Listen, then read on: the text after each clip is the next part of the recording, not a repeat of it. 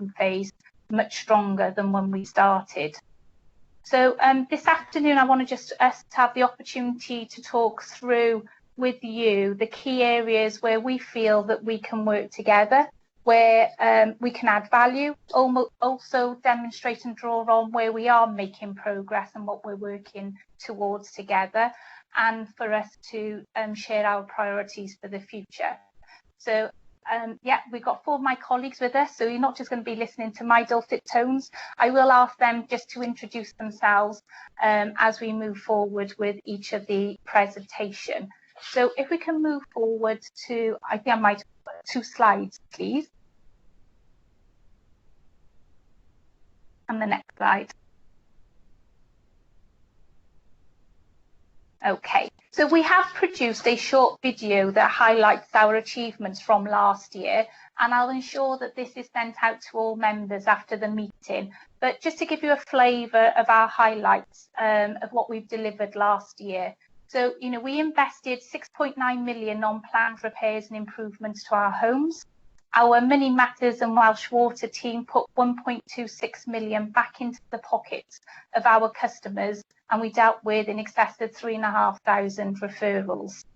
In the last year, we also bought 7 new homes off the shelf and built 33 new properties across the county, including smart new eco homes, which will guide us as we're starting to think about carbon zero. Our rent arrears remain steady at 2.2%, and all our homes had valid gas certificates. At the end of the year, 81% of our customers reported that they were satisfied with our service, and this was before the pandemic hit us. You know, the pandemic has changed the game for us all. It's given us a different perspective and a different lens through which we need to view our future. It's forced us to accept accelerated transformation and change, and like you, it's changed our priorities and how we shape our future. But I'll pass over now to Paul Ryle-Friend, who can just talk you through about how we've responded, how we've changed, and how we've adapted our services through this COVID period. Paul? Thank you, Jo. Good afternoon, everyone. So I'm Paul Ryle-Friend, Chief Operating Officer at Valleys to Coast, and have been with the organisation for about 3.5 years now. If we could move onto the next slide, please. And the next one again. So we find ourselves, I think back to March in national UK lockdown in unprecedented times, and it was a word that many of us hadn't used an awful lot to describe our businesses and the operating environment we found ourselves in. But think now, 6 months later, we've now had a borough-wide lockdown, and of course we're on the cusp of a Welsh national lockdown. So unprecedented times, certainly not anymore. This seems to be the norm. This is our new operating environment.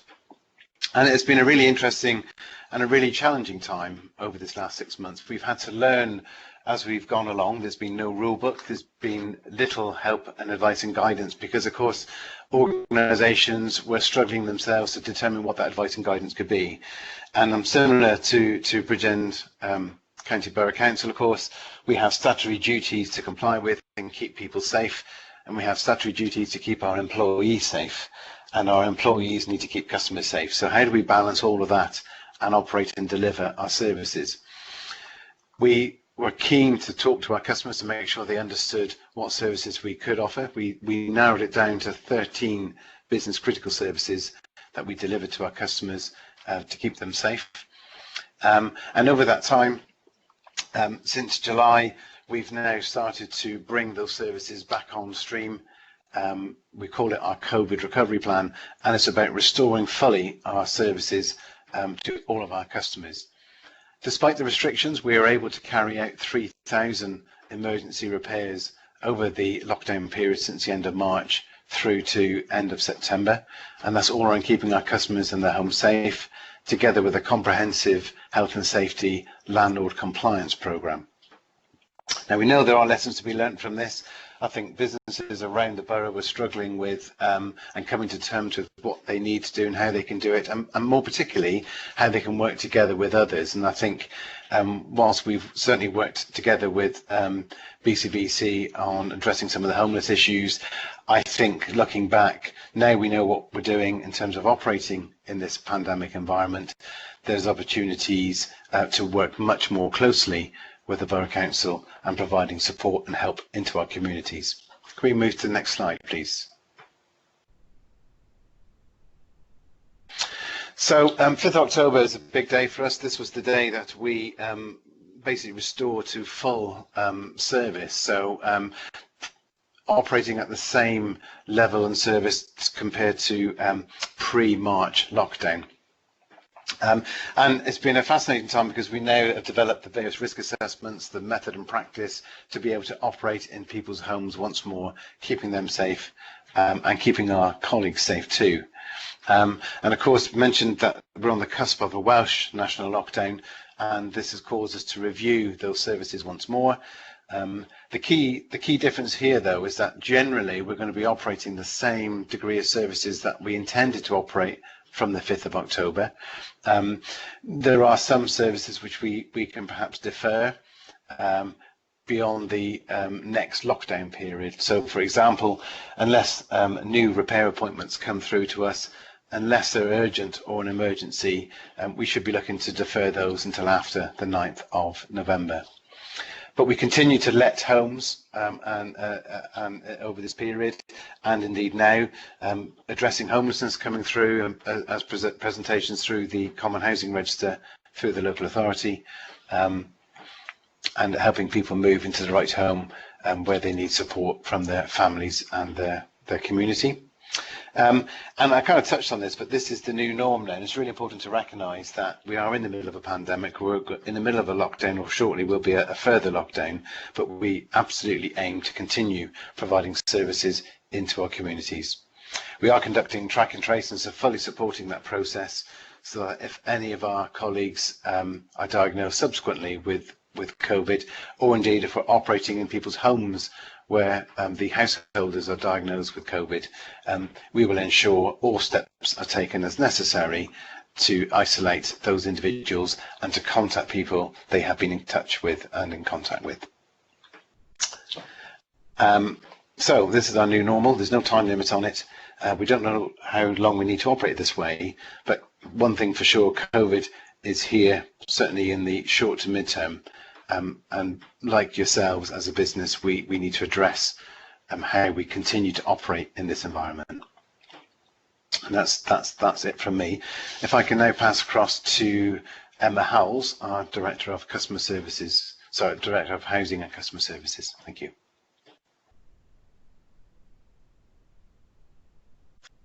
Hello everyone, can you hear me? Hopefully you can. So I'm Emma Howells and I'm the Director of Housing and Customer Services. So if you could skip through the slide to the next one and the one after, please. So obviously Paul has told you about the new normal that we have within our services that we're delivering, but also there's a new normal with how we're working with our communities, and we're developing new ways to connect with people all the time. And it's also about looking at ways and new ways of connecting with yourselves as well as the democratic representatives of our communities. And you're very much part of our community's voice, and we understand that. So hopefully you've seen our new members inquiry process, which should mean that we are easier to contact and you'll be able to have more formal responses where you need those. And also, if you haven't received one yet, an invitation will be coming out for you to join us for a walk around in the community once we're able to go back out into the communities again, so that we can work together to jointly understand the issues that people are facing. So through this pandemic, we've been making sure that we stay in touch with the customers who need us most. We've some of the things that we've been doing is changing our rent calls into welfare calls to ensure that people who are suffering financial poverty or debt, that we were connecting with those people straight away to see what we could do to assist and help. Our sheltered customers, we contacted them every week to ensure that we reduced loneliness, and we worked proactively through our Money Matters team, again making sure that we were contacting people proactively who might have been impacted by the pandemic. In the first 2 months of the pandemic, we contacted over 3,000 people, and we made referrals to food banks, to money advice services, and sometimes we were just there for a chat because we understand that it's important. Sometimes it's the small things that are important. We've also trying to understand how things have changed in our communities. So to pick an example where we've been working with Councillor Williams up at Hale Q, where he's done some work around engaging with the community to find out what they wanted to deliver, what they wanted us to deliver. So they were looking at things like pre-pandemic around bus shelters and tennis courts and welfare hall kitchens. Going back to them post-pandemic, we see that they're looking at travel schemes and community shops and playgrounds and things for the elderly to do. We're going to spend our time understanding how things have changed in our communities, what's changing, and how we can work with yourselves and other partners to deliver new and different services.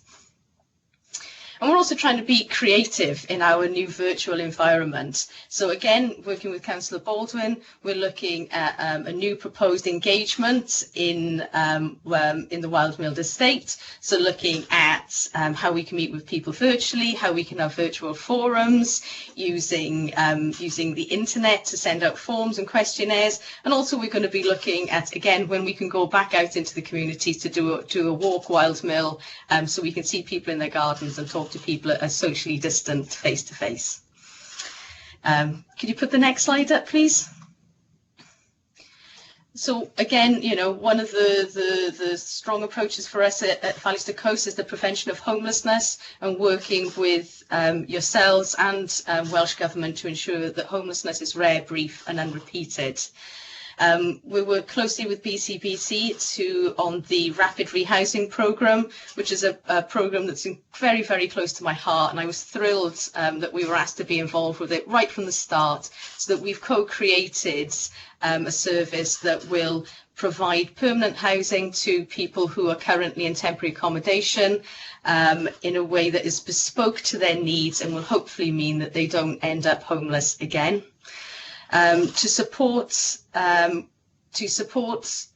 of prevention of homelessness, we've committed to doing no evictions into homelessness during this pandemic, and since March we've initiated no legal action whatsoever against any of our customers. And we're also looking to develop partnerships with services such as the Woolwich, again to make sure that we're engaging with the people that often find it hardest to maintain homes, so that we have partnerships where people can remain in permanent accommodation and live in as happy and well-engaged members of our community. It's notable here that we work with the Woolwich, we work with Lamai and other partners, but the Woolwich is our formal partnership where they are our company charity for the next 18 months, and we'll be working with them on a knowledge exchange to improve our understanding of the services that we need to provide, and again ensuring that we're providing a service where people remain in their homes happily for a long period of time. And that's it from me, so I'd just like to hand over to Darren Davis.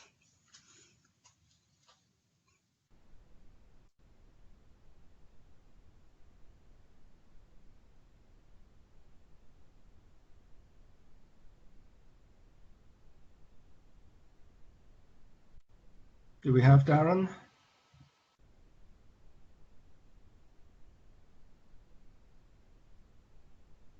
I can see he's here. Okay.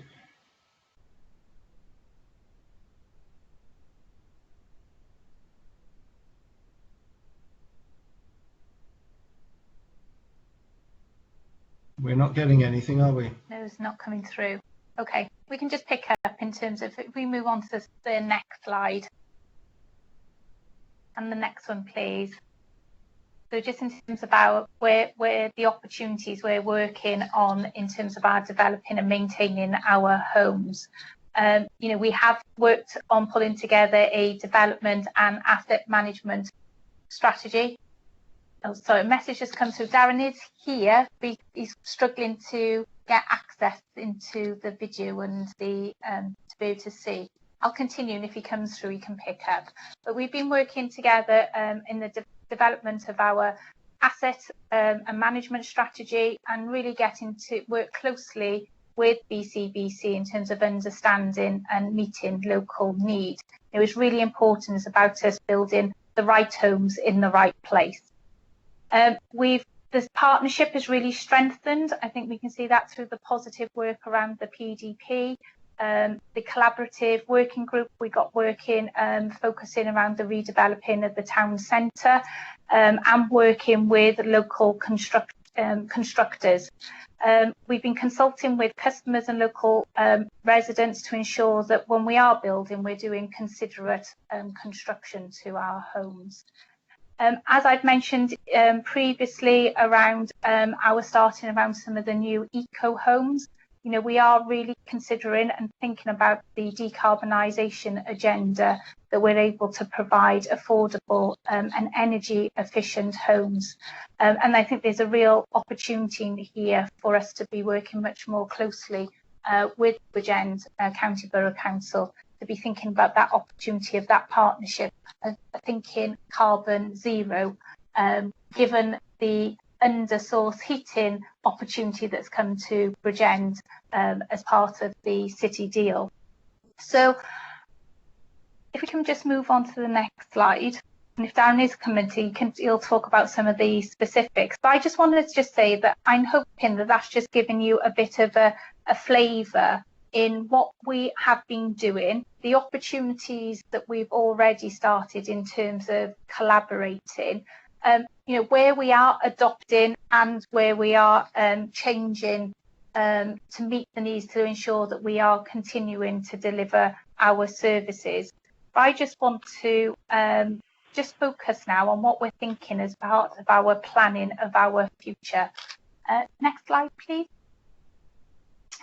You will have heard, you know, part of my introduction to the session, that we have ambition to be more than just a housing association, but we are committed across all areas of the business in getting our core right. So we've been discussing both with our board and colleagues the focus, ensuring that we do those basics brilliantly, that we're doing them better than anyone else. We do, however, recognise, in the conversations we've started to have with the board last week, is for us to really be considering about what our USP is. Where do we need to really be thinking about our aspirations? And there was a real consensus from the board about us really needing to put Bridgend on the map, you know, being that true centre of excellence. And it's almost like, what do we need to do together and with some key strategic partners, that Bridgend can be really, what is it we want Bridgend to stand out and be known for?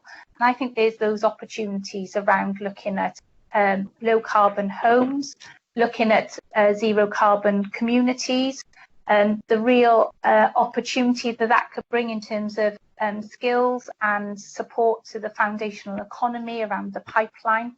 The real opportunity, you know, well-being has really come to the fore during this period, and what can we do to really help join the dots between housing, health and social services. And that's something I want us to continue to have some conversations with you around, that thinking about how can we remain fit for the future. So for us, we're just started that journey, and we are really taking the opportunity of a fresh perspective. You know, this year has given us that opportunity to really think about where we want Valleys to Coast to be, and where we can actually work with key partners so that we can have much more deeper, sustainable partnership arrangements that actually delivers much more sustainable change for our communities. Next slide, please. So some of the conversation that we've been having then is around simplifying our direction and providing clarity about what we do. You know, as an organisation, we're about customers, we're about people, homes and places, and really linking that back to our purpose about being safe and happy. Next slide, please. So we know that, you know, your vision for the council is a one council working together to improve lives. And, you know, we hear that very loud and clear, and really keen to replicate that approach across valleys to coast and beyond.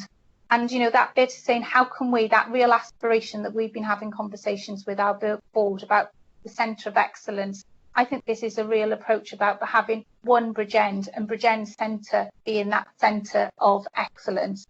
And a big part of this will be our relationship and developing our relationship with you. We want to ensure that we have relevant and beneficial connections across all parts of the organisation. And that's really key to deliver this aspiration, that we really identify what our shared goals are, and to make sure that we are also working with individuals and communities so that they are part of the solution. Next slide, please. So we recognise, you know, your goals about wanting to help people and communities become much more healthier and resilient, and we value these things too. We want to bring back that sense of community, you know, what people, many of our residents and many of our customers are saying what's been missing. But it's important that we work with our communities. It's not doing to, it's doing with. And more important than ever, we want to support a successful and sustainable economy. We have that high on our agenda, and we're looking to really focus on that foundational economy, that piece I've talked about in terms of the low energy decarbonisation agenda, about the opportunities that innovation can bring, new skills and new job opportunities locally. But, you know, it's important, resources are scarce. So we need to be pooling things together, looking at how we can really join up so we can avoid and reduce duplication and make the most of the resources. That as long as we're joined up, we can maximise our combined resources for greater impact. So we're hoping that we can take this opportunity to make a real commitment here today for Valleys to Coast and to be recognised as your partner of choice. Now, we want to live out loud the promises that we made in our memorandum of understanding and really working together for a one Bridgend. So, diolch yn fawr, thank you very much, and I'm happy to take any questions.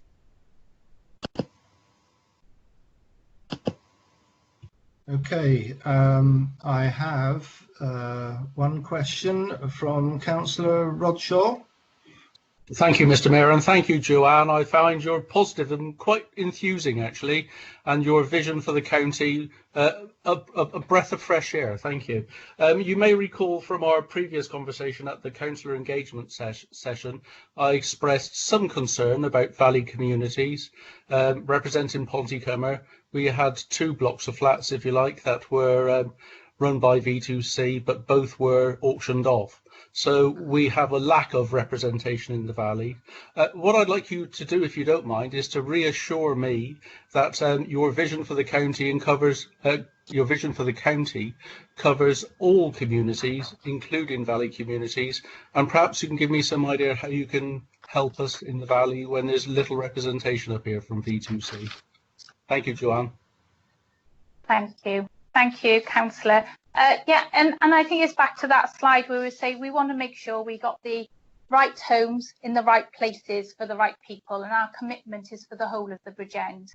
And we do need to be working very closely with yourselves, because it's not just about what we want to do, because we need to ensure we got the right planning permission, the right support, all of that around those valleys areas. So it's about us working together.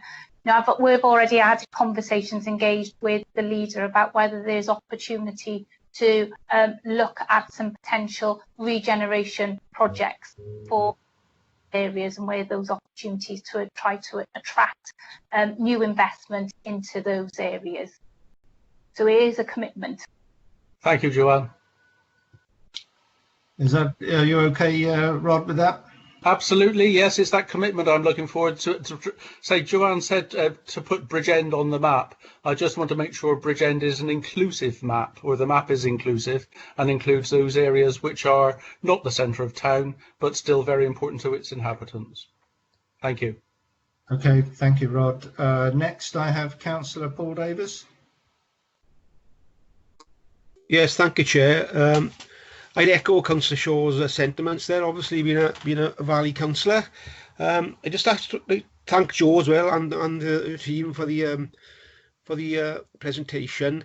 I represent the Caira ward, which is the most deprived ward in the county, I believe, as we speak. If not in Wales, almost, but come to that. We do have some holdings with V2C up here. We got Blind Caira Estate. There's I think it's 20 or 30 properties up there. And as Councillor Shaw says, I'd like to see some development up here if they could, because they've got land, they've got land holdings up here which is now empty. With that said, the reason I just want to speak to Joanne directly, because we formed a committee recently up in Blind Caira regarding the play park which is up there. She may or may not be aware of this. I don't know. The play park was transferred accidentally, we believe, from BCBC to V2C during the stock transfer back in the day, and it's been left now sort of hanging in the middle there. There's no one seems to want to take ownership of this park. We got a committee which has included officers from BCBC and V2C. In fairness, it's only just been set up, so I just want to make her aware that this is ongoing, and hopefully she can get involved at some point, and hopefully we can come to some sort of resolution for the people up in Caira there. Yes. Just to come back then onto that, a couple of ones, because you talk about empty homes. So, we've also, just to make you aware, we have signed an SLA with the Valleys Task Force in terms of and how we're going to attempt to address the empty homes issue across Bridgend. I do need to also declare, so the issue about the play park in Blind Caira, I probably need to declare a bit of an interest here in terms of my role. I sit on the board of BCT, so I am aware of the situation on the level where you're working with BCT with the Invest Local programme. Okay. So I know our colleagues are working with the strategic housing officer, so I'm aware of it. It's on our agenda. Maybe it's something we might just need to pick up offline in terms of some of the specifics. Lovely, thank you, Joe. Just sort of interest, I do attend the ILC meetings, which obviously is part of BCT. I know Chris Johns quite well, so perhaps when we get a chance we'll all meet up together. Thank you very much. That would be a good, yes, thank you. Okay, Councillor Davis. Yes, thank you, Mr. Mayor. Yeah, very, very helpful. Good. Thank you for that. Then, Councillor Tim Thomas, please. Thanks, Mr. Mayor. Yeah, thank you for your. Can you see me and hear me? Yeah, you can. Yeah, thank you for your presentation. Just prior to COVID, it was drawn to my attention that there was a change in rent policy. An officer of yours very kindly telephoned me and explained the policy. Basically, my understanding from that telephone call is basically those that are more able to pay will experience a rent increase based on the consumer price index. So that's circa 2%. I'm just wondering, with these dire economic circumstances continuing, I just wondering if there's any help for those who may have been perceived to have been able to be in a more advantageous situation to pay, whether they've had a change in circumstances and how they're being supported with any potential arrears they've had. That's one part of my question. The other bit I was quite interested in was your comment about eco homes. I think that's wonderful, and I'm a big advocate of the decarbonisation agenda. But one concern I've got within my ward is some of the housing stock is quite old that you've inherited.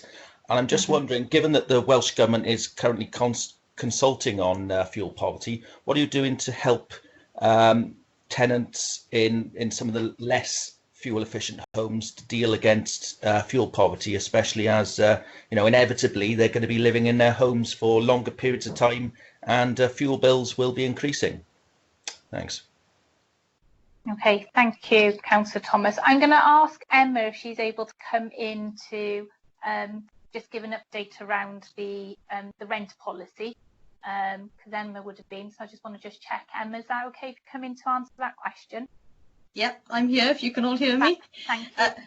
So last year we took quite a new an innovative approach to setting our rents. So it used to be that rents were just sort of like increased sort of blanket, really, according to like a Welsh government metric. We now have followed the approach of the Joseph Rowntree Foundation, who is an anti-poverty charity, and did a lot of studies around living rents, which means rents are set according to the sort of average income for the area. So our rents are set at an affordable level for like an average income. So it's not for an individual customer's income. It's on an average income. There is an increase around the sort of CPI, which I think has currently come out today or yesterday at 0.5%. So that's quite a low amount. And we'll be looking at sort of having the rent increases. We're reviewing that literally as we speak. The meeting I was in before this was to start to discuss that approach for this year. So the rents are around being affordable for the average living wage in Bridgend. So hopefully that sort of like reassures you in that regard. As I said in the presentation, we have everybody who we haven't taken any legal action whatsoever in relation to rents, and we have spoken to our customers who are experiencing debt to try and understand where the issues are and what we can do to help. We have a Money Matters team which are experienced in working with people who are experiencing poverty to ensure that their income is maximised. And literally today we sent out 5,000 texts to say that, to ask people if you're going to be impacted by the 2-week shutdown and if that might have a financial element to it, that we're here to help. So we're really trying to do everything that we can to ensure that people's incomes are maximised and our rents are not adversely affecting people. Does that answer your question, or? Yeah, that bit. Yeah, that's brilliant. Thank you. That's really very clear. Lovely, thank you. Thanks. Shall I pass over to Jo now? Yeah, thanks, Emma. I'm just going to see if Darren is able to join us, because I know you have trouble in terms of just talking about what we're doing in terms of our development and asset management strategy, but the point around the eco programme, and because we have just been successful in a bid around some retrofitting of some of our existing properties in terms of the decarbonisation. So I just want to see if Darren is able to join, because he might be able to just talk a little bit more about that in some detail. Can you now hear me? Oh, brilliant. Yes, can hear you, Darren. My apologies all. It's worked perfectly up until today, so hopefully you can now hear me. Yes. Okay. Hi, Councillor Tim Thomas. So with regards to the investment in our existing homes, we are planning to take what we call an optimised retrofit approach to the improvement in our homes. What that means is that we are intending to understand what are the right improvements for each and every home to make to reduce their carbon emission, but also to reduce the running costs for the customers. So I heard that Jo mentioned the success that we have been party to in terms of a grant funded scheme from Welsh Government, which is a pilot scheme to test out the optimised retrofit programme. So we will be testing ourselves on about 80 to 100 homes between now and the end of this financial year. And what we will be doing is improving the thermal capacity, if you like, of the homes, the fabric of the homes.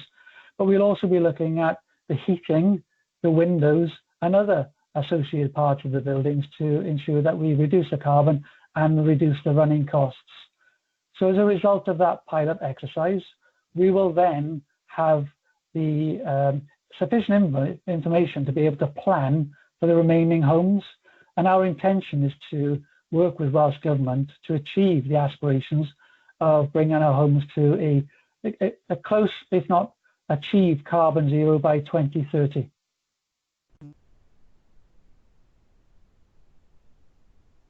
Good stuff. Thank you. Okay, Councillor Thomas. Very good. Very interesting. Look forward to keeping an eye on developments.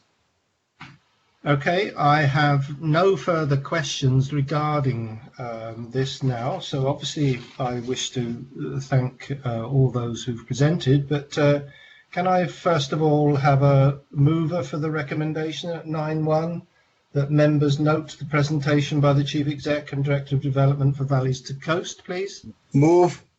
Move, Chair. And seconded.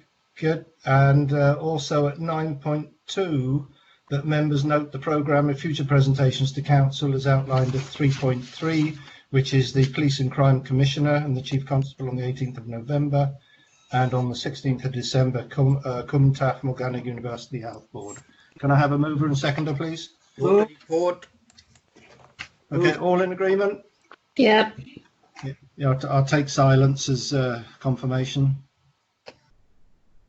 Okay, thank you, members, and thank you, Joanne, and your colleagues. You're free to leave if you wish. Thank you very much. Thank you for inviting us. Okay, pleasure. Thank you. Thank Bye-bye. you. Bye-bye. Bye. Bye, thank you. Right, members, some of us have been sitting here for nearly 2 hours now, so I'm going to propose a 5-minute break, which will take us to 7 minutes past 4. So we're going to pause for 5 minutes until 7 minutes past 4. Thank you. It's 7 minutes past. So we're moving on to item 7, which is the report of the Chief Executive. Mark, are you there, Mark? I'm presenting this, Councillor Watts. If I may, very quickly, Mr. Mayor, I was going to make a quick request of you, if that is okay. Yes. Jill is going to take this item, but if it's all possible, the leader and I are due to attend the appointment process for the new Chief Constable of South Wales Police at 4:30. So we were hoping that we could deal with this item, the plan, and then possibly Councillor Voisey's question, so that we may be excused for 4:30. Is that possible at all? Yes, of course, that'll be fine. Okay, thank you. Over to you then, Jill. Okay, Jill. Oh, okay. Thank you, Mr. Mayor. Yeah. Thank you very much. Okay, so the purpose of the report in front of you today at Council is to review the Council's annual report for 2019-20 for Council to consider and approve. Jill, can I interrupt you there? I've got to move it and get a seconder before you continue, please. Right. I've just been instructed. So can I have a move? I move the report. Second. we have a full chorus, Jill. You can carry on now. Thank you. Okay. Thank you. Thank you. Okay. So so the purpose of the presentation this afternoon is to present the Council's annual report for 2019-20 for Council to consider and to approve. So the annual report evaluates progress against our 3 wellbeing objectives shown in paragraph 2.1, and you'll be familiar with these 3 wellbeing objectives. And in producing the annual report, we're complying with the Wellbeing of Future Generations Act and also the local government measure that's been around for some years. And we are asked still, despite COVID, to publish this report by the 31st of October this year.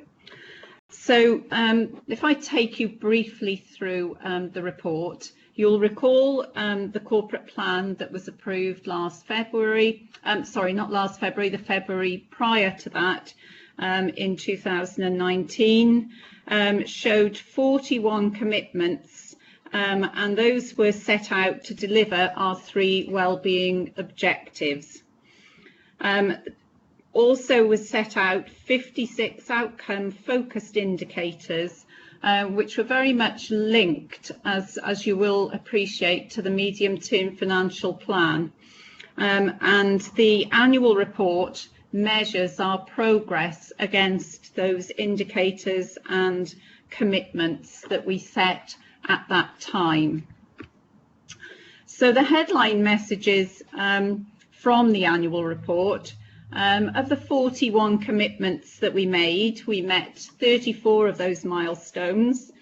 7 of those didn't meet the milestones, but 3 missed very closely. So a very good rate of hitting our milestones, I think, and to be commended. Of the 56 indicators, we were able to compare 52 with our analysis and with the target, and 35 of those met the target, 9 missed slightly, and 8 missed the target. And you'll see in the report there are sound reasons why. Apologies, there's a phone going in the room. Apologies. So 8 just missed those targets, but you'll see in the annual report that there are sound reasons for why that happened. You'll also see in the annual report, rather unusually, that we've looked forward a little bit as well as backwards, because it would be a rather unusual annual report produced at this point in time that didn't actually mention COVID. So you will see that we have actually broken our normal rules of looking back in an annual report and forward in a corporate plan to actually say this was the period up until March, but actually we are where we are now in terms of COVID, and obviously the annual report for this year will reflect some significant change through COVID. You'll also note that there was no collection required of the public accountability measures for 1920, and so those aren't in the annual report. You'll have been used to seeing those. And I think it's also important to draw attention to the fact that this also includes other regulators' findings. So this isn't just the council reflecting on their own performance. There are independent regulatory comments in there from Estyn, CSSIW, Audit Wales, and others. So you'll see the report is attached. You'll see some of the fantastic achievements by the council, I think, during the year, certainly to reflect on the employability, empty homes, culture, waste, all success stories in themselves. And the report is also peppered with examples of regeneration of the borough, tackling poverty, learning, and looking after the most vulnerable in our society. So I think we hope that citizens and stakeholders will enjoy actually reading the report. It is very readable. As a council, we have a lot to be proud of, and it is a very honest, transparent commentary on our performance in 1920. So I wasn't proposing to say any more, Mr. Mayor, on it. You've all had an opportunity to read the report. Happy to take questions, as are my fellow colleague directors. I'll take you to the recommendations at 9.1. Yes, thank you, Jill. I have one question from Councillor Gifford. Oh, thank you, Mr. Mayor. Can you hear me okay? Yes, you can. Yeah, thanks. Can I draw members' attention to page 11 of the report under the title of Creating Successful Town Centres? The chart shows that the council missed its target of 7.2 million visitors into Bridgend by quite a significant margin. But in the explanation, it says, and I quote, nationally, Bridgend town centre footfall was adversely affected by a number of factors. Nationally, the uncertainty over Brexit and a general election dented consumer confidence across the UK.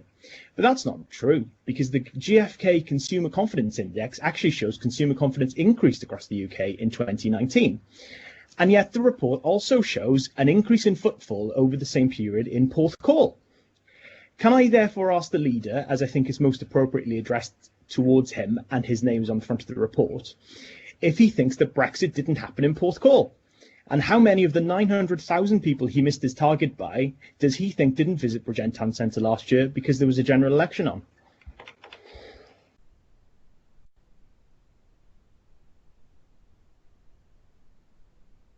Leader, are you there? Yes, would you like me to answer that question? Yes, please. Yeah, okay, thanks, Mr. Mayor. I'll have to ask the Chief Executive about the narrative on that indicator and the detailed breakdown of footfall. I don't have it with me, and I don't profess to be an expert in the footfall figures and trends across the UK.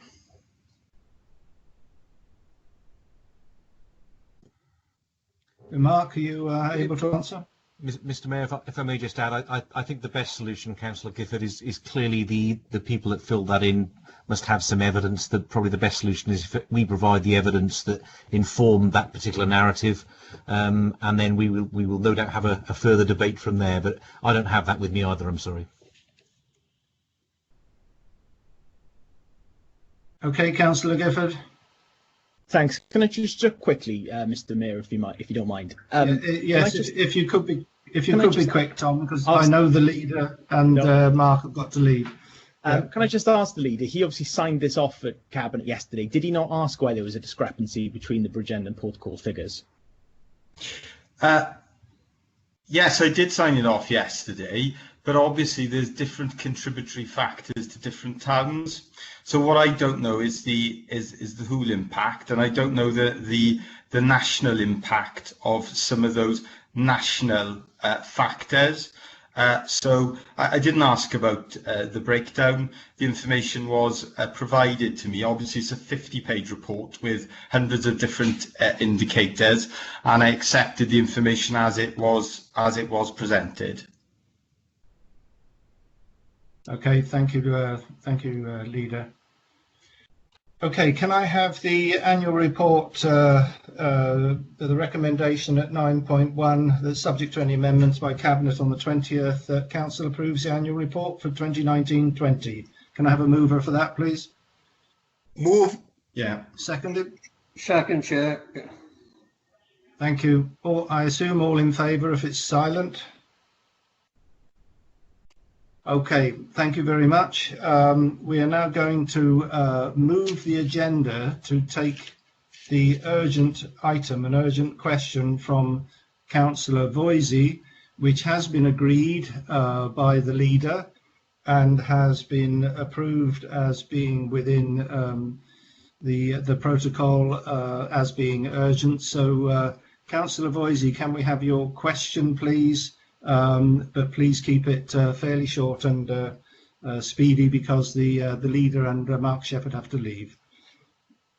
Thank you. Sorry, the question has already been put to the leader this morning. Do you want my follow-on question, or I was waiting for a reply from the leader to the question put? Okay, leader, have you supplied a response, or have you a response ready? Yeah, no, it hasn't. The question hasn't been responded to yet, because it was only asked this morning, and obviously I've been. Sorry, Leader, Mr. Mayor, can I just intervene for a moment? Yes, Kelly.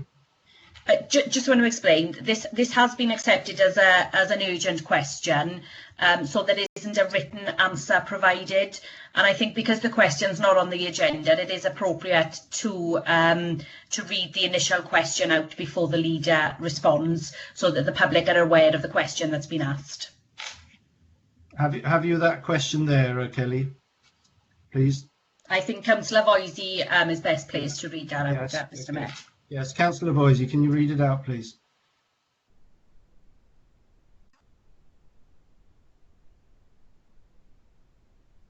Councillor Voisey? We've lost him. Yeah. You might be on mute. Is he on mute? Oh. Councillor Voisey? Oh, right. We seem to have lost him. Mark, do we have any indication of what's happened? Sorry, you got me now? Yes, got you now, Matthew. Right. Can you put your question, please, Matthew? Yeah. Could the leader outline the discussions he has had with the First Minister and other Welsh Government officials before the announcement of the circuit breaker lockdown? And what evidence was he provided with to ensure that this was the only necessary course of action, and does he support it? Yeah, okay. So obviously we will provide a written response to Councillor Voisey's question, and thank you for that questions. All leaders of local authorities in Wales met with the First Minister on the 15th of October. All leaders of local authorities in Wales met with the local government minister on the 16th of October, and all leaders of local authorities in Wales met with the local government minister on the 18th of October. The First Minister, as he has made the case publicly, has made a compelling case based on the scientific and medical information, evidence and advice of the Chief Scientific Officer and the Chief Medical Officer and the specialist advisory groups that advise the Welsh Government. He's made the decision to introduce a firebreaker because of the continued increase in cases of coronavirus across Wales, and the rise in hospital admissions. The advice and the evidence is that those hospital admissions will rise and rise considerably without any action being taken, and that will result in the loss of lives and the risk that the NHS in Wales will be overwhelmed by the increase in hospitalisations, and that is the case that Welsh Government has made to local authority leaders across Wales. I have not heard anyone propose an alternative set of measures to that to respond to the overwhelming body of evidence about the increasing risk of COVID-19 to our communities. Our instant management team that Professor Kelechi Noam chairs, the multi-agency instant management team for Cwm Taf Morgannwg University Health Board area, which includes Bridgend, Merthyr Tydfil and RCT, has made that recommendation to Welsh Government that urgent action is required to stem the tide and ensure that the loss of life is limited. Councillor Voisey, do you have a supplementary question? Yes, I do. With your permission, Mr. Mayor, I'd just like to make a very quick statement before that. Please make it very short then, Matthew. Yeah. Whilst disagreeing with the national lockdown being the best course of action, I must, and as I will personally, abide by the restrictions, as every other person in Wales must. We live in a democracy and must accept these decisions, however much we may or may not agree with them. So you know, I think the message is clear. We must abide by them. They've been implemented, whether we agree with them or not. Okay, so that's the first issue. In terms of my question, the national lockdown will have the danger of damaging the economic and health well-being of more people than the potential effects of COVID. I understand, and you've confirmed, that all 22 local authority leaders met regularly before the decision was made, and I understand that secondary schools remaining open was a priority, and the use of regional lockdowns in hotspots was discussed but not approved. Clearly your voices were ignored by the First Minister. We now have businesses like gyms who incidentally can open now in Liverpool. Matthew, what is your question? Matthew, what's your question, please? I'm coming to it now. So when the 2-week lockdown is reviewed, what will you do as leader to support the unheard voices of the people and the businesses you represent? So thanks for that second question.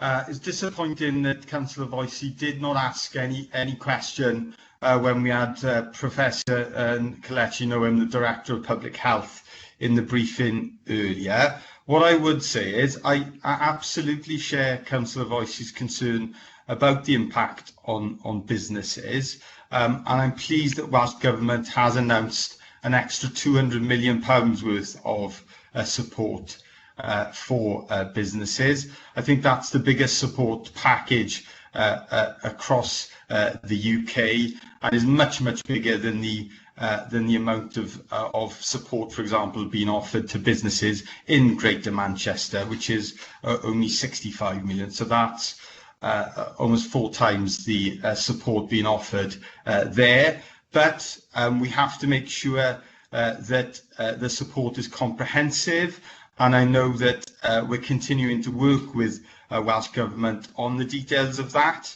And actually, the bigger risk has been that if we didn't take action now, there would be an even longer period of more harsh restrictions, possibly over a Christmas period, and there would be even greater damage to businesses across Bridgend County Borough. So it is not an easy decision. It's a very difficult decision, and there will be costs and there will be impacts, whatever decision has been made, but the risk is even greater harm to businesses if longer and harder restrictions are introduced in the future if we do not act now.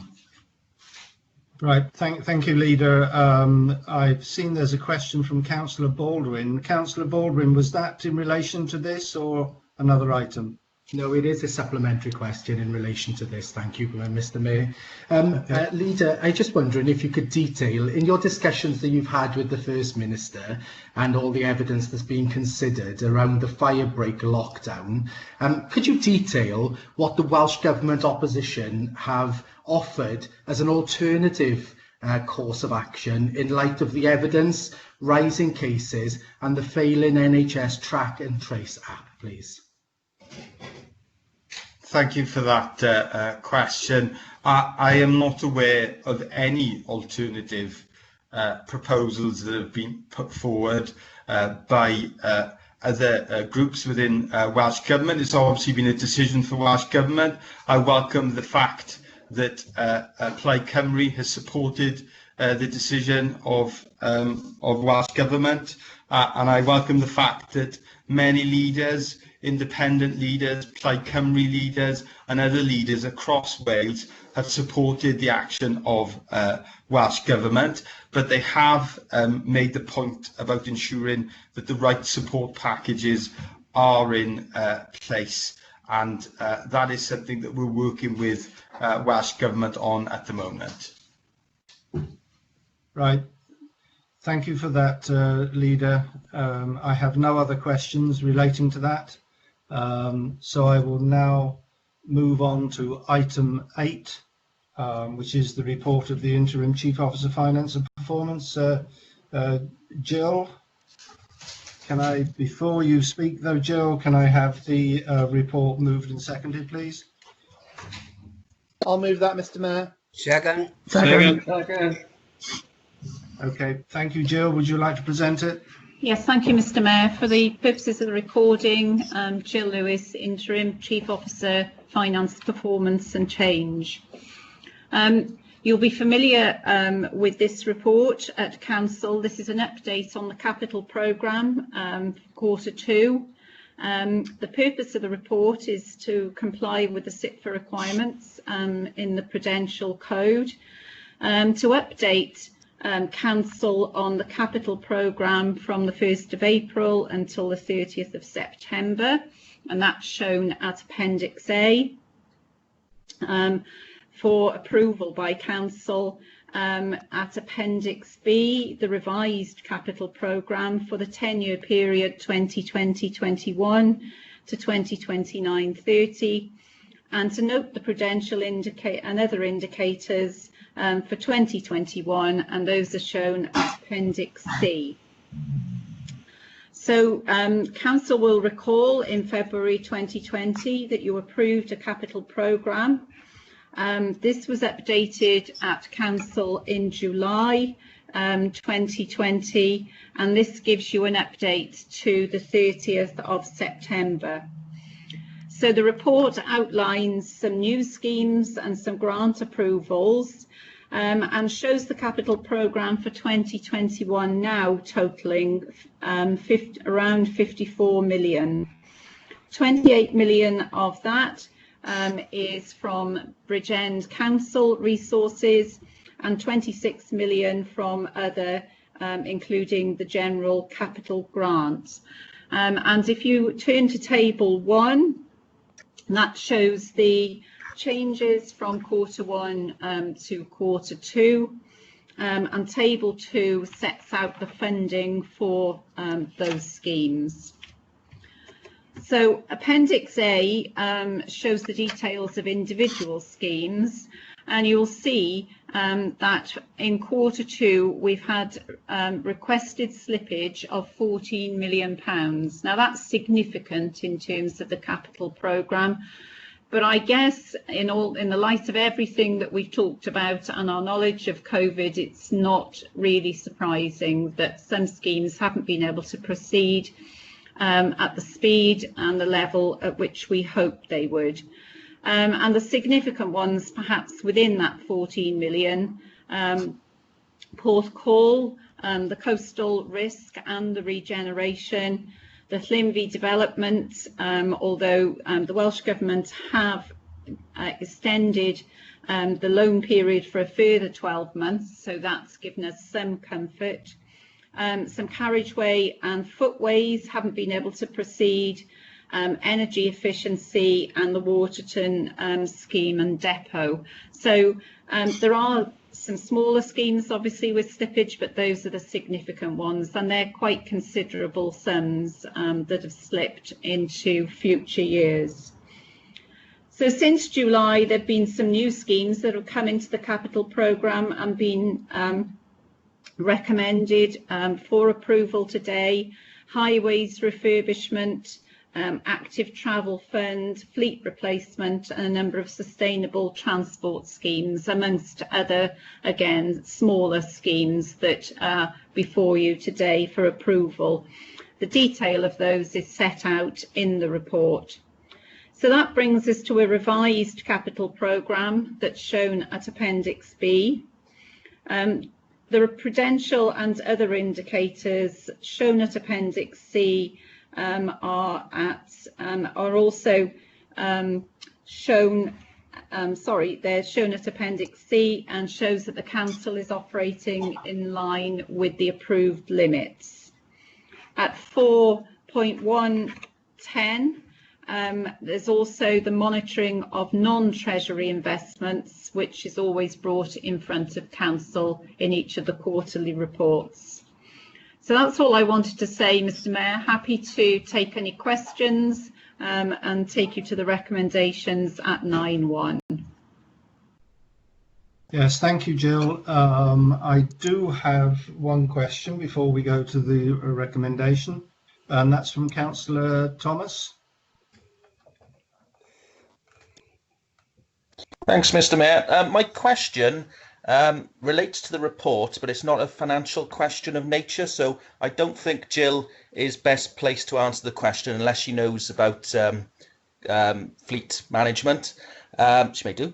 But relating to the report under point 4.5, under the section Fleet Replacement Programme, I understand from this report that we're going to be spending 0.5 million to replace council-wide vehicles. I'm just wondering, given that we've in the last month's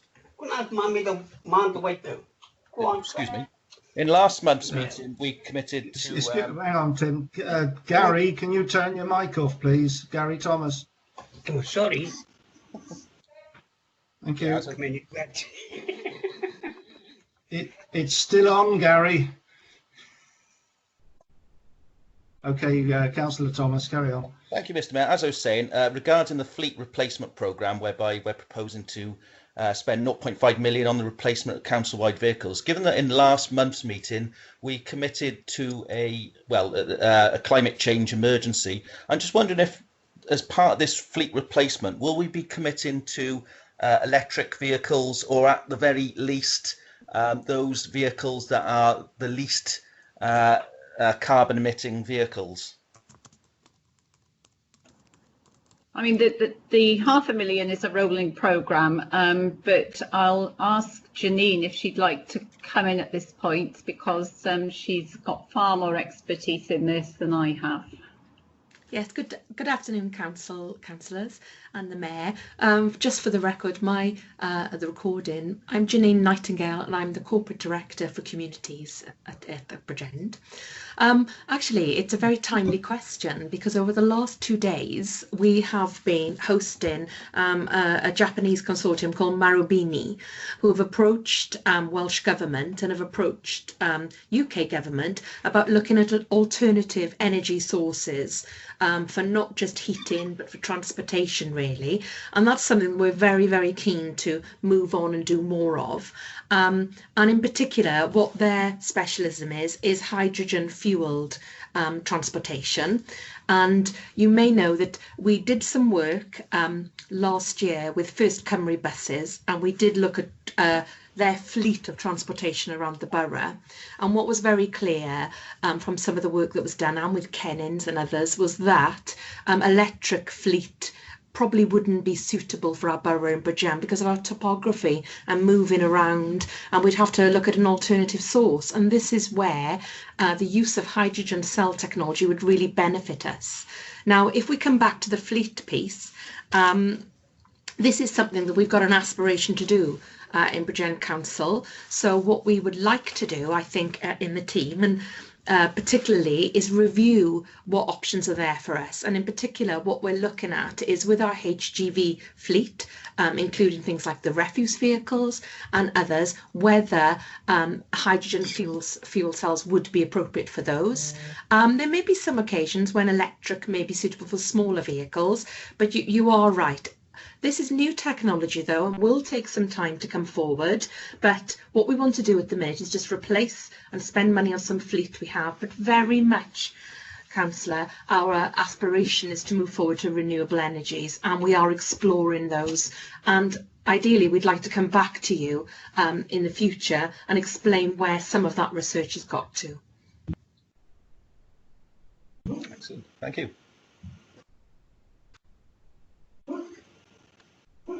Mr. Mayor, I'm happy with that. That's lovely. Thank you. My pleasure. I'm just looking at this now. It looks like the Mayor may be having some technical difficulties. I think he may possibly have dropped off the call. Oh dear. We have the Would deputy. the Deputy Mayor like to take over chairing the meeting until he returns? Can do if that's okay. Is that okay, Councillor Spanswick? Yeah, okay, yeah, if we're Deputy dropped out, does he? Yeah. Yeah, I can't see him there. Okay, where are we on the question? Are there further questions? I think I just noticed Gary, Mark said. I think the deputy wanted to speak to the capital report. Yeah. Deputy Leader, yeah. Deputy Leader, over to you. Yeah, thank you, Mr. Deputy Mayor. Congratulations on chairing your first council meeting. I'm going to change now. Yeah, I just want to be very briefly and add my comments to the capital report. Now it's the second quarter. We've obviously seen some big slippages there for reasons beyond our control, really. But just want to assure the council that we've still got a commitment to deliver these schemes. And I'd like to welcome the new grants that we've received from Welsh Government towards our highway improvements, an extra 800,000, was very gratefully received, and in particular the 2.4 million towards our active travel programme. And very importantly, the support to develop 10 new affordable homes in the Bridgend Town Centre with 2 commercial units. So I just wanted to mention those projects, and happy to move the report. Yes, thank you. I am back now. I don't know what happened, a total technical glitch. I lost everything, but I'm back. Back to you, Mr. Mayor. So thank you, John, for taking over at short notice. So I think, how you said, move the report, the recommendation? I did. Okay, we have it moved and seconded. Everybody in favour? Aye. Aye, okay. Thank you very much. Okay, we move on to item 9, report of the Chief Officer, Legal, HR and Regulatory Services. Kelly, please. Thank you, Mr. Mayor. And for the recording, I'm Kelly Watson, the Monitoring Officer. Just got one short report for you all today, and the purpose of the report is to update you on information reports that have been published since your last meeting. You'll find the details of the report at paragraph 4.1, and they relate to urgent delegated decisions that have been taken. Unless members have any queries, I'd ask you to note the publication of the documents. Thank you. Can I have a mover for that, please, and a seconder? Note the report. Second. Thank you very much. All in favour?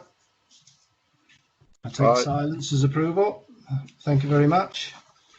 We now move on to item 10, which is the question from Councillor Hussain. Are you there, Councillor? Yes, sir.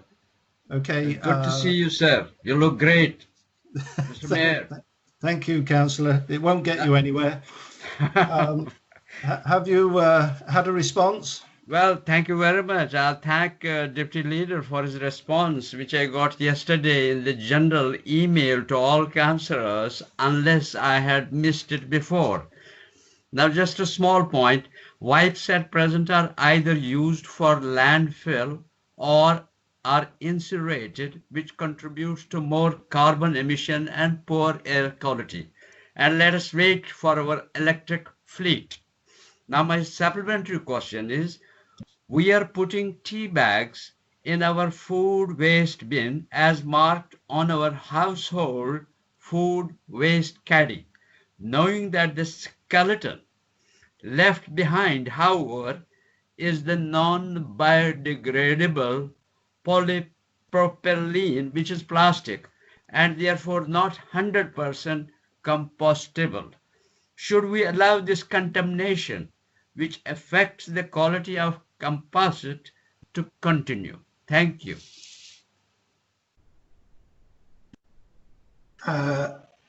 Thank you, Councillor Hussain, for that supplementary question. Am I free to give a response, Mr. Mayor? Yes, you are. Carry on. Yeah, thank you for that supplementary question. I think the important thing is here that we're trying to change people's behaviour by encouraging them not to buy anything that they can't readily recycle. And I know recently the tea bag sort of issue has been raised, that you know how much plastic's in tea bags, and there are tea bag versions out there that you can buy that are completely compostable, and that won't present a problem. But if I could say that our you're breaking up. I'll switch my you're breaking up, Councillor. Yeah. Yeah. Our current place where we send our compost for recycling, they can manage to take small parts of plastic out of the system.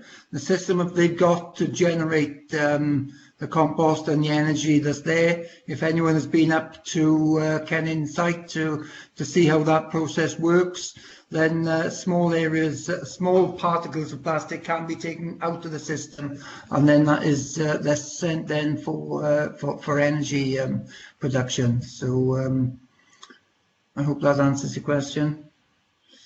Thank you. Councillor Hussain, are you satisfied with that? Because I have other Not people really. It needs to be looked into, because I'm asking, we are contaminating the composite. The effect of these plastic particles, both in food and going to the animals, to everywhere, is a huge concern. Thank you. Thank you, Councillor. Right, I have two supplementary questions. I will allow them, but I was going to wait, ask for councillors to wait until the first supplementary question was answered, but the fastest fingers first got there first. So I will take Bridie Sedgbeer. Councillor Sedgbeer, please.